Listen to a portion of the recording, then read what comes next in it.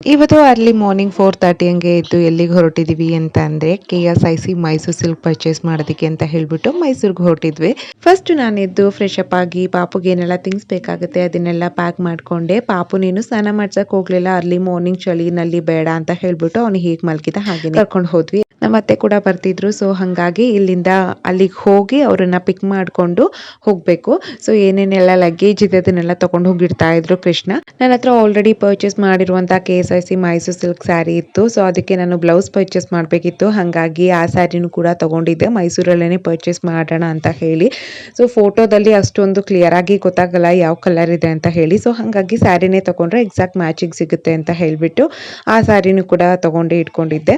ಮತ್ತೆ ಹೊರಟ್ವಿ, ನಮ್ಮ ಮನೆಯಿಂದ ನಮ್ಮ ಅತ್ತೆ ಮನೆಗೆ ಹೊರಟ್ವಿ. ಸೊ ಅವರು ಕೂಡ ರೆಡಿ ಆಗಿದ್ರು. ಅಲ್ಲಿಂದ ಪಿಕ್ ಮಾಡಿಕೊಂಡು ನಾವು ಅಲ್ಲಿ ಮೈಸೂರು ರೀಚ್ ಆಗೋಷ್ಟರಲ್ಲಿ ಆಲ್ಮೋಸ್ಟ್ 7:45 ಆಗ್ಬಿಟ್ಟಿತ್ತು. ನಾವು ಮಾರ್ನಿಂಗ್ 6 o'clock ಅಷ್ಟರಲ್ಲೇ ಹೋಗೋಣ ಅಂತ ಅನ್ಕೊಂಡ್ವಿ. ಅಷ್ಟರಲ್ಲೇನೆ ದೊಡ್ಡ ಕ್ಯೂ ಇರುತ್ತೆ.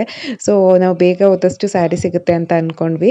ಅಷ್ಟರಲ್ಲೇನೆ ದೊಡ್ಡ ಕ್ಯೂ ಇತ್ತು. ಕೃಷ್ಣ ನಾನು ನಿಂತಿರ್ತೀನಿ ಲೈನಲ್ಲಿ, ಸೊ ನೀನು ಕಾರಲ್ಲೇ ಇರು ಅಂತ ಹೇಳ್ಬಿಟ್ಟು ನನ್ನ ಪಾಪು ಕರ್ಕೊಂಡು ಮತ್ತೆ ಮೋನನ್ ಕರ್ಕೊಂಡು ಕಾರಲ್ಲೇ ಕೂತಿದ್ದೆ. ಸೊ ಕೃಷ್ಣ ಮತ್ತೆ ನಮ್ಮ ಅತ್ತೆಯವ್ರು ನಿಂತಿದ್ರು. ಆಮೇಲೆ ಬ್ರೇಕ್ಫಾಸ್ಟ್ ಎಲ್ಲ ತಂದ್ಕೊಟ್ರು, ಕಾರಲ್ಲೇ ಕೂತ್ಕೊಟ್ರು. ಬ್ರೇಕ್ಫಾಸ್ಟ್ ಎಲ್ಲ ಮುಗಿಸ್ಕೊಂಡೆ. 10 o'clock ಟೋಕನ್ ಇಶ್ಯೂ ಮಾಡ್ತಿದ್ರು. ಆ ಟೈಮಲ್ಲಿ ಕೃಷ್ಣ ಕಾಲ್ ಮಾಡಿದ್ರು. ಸೊ ನಾನು ಹೋಗಿ ಕ್ಯೂ ಅಲ್ಲಿ ನಿಂತ್ಕೊಂಡೆ.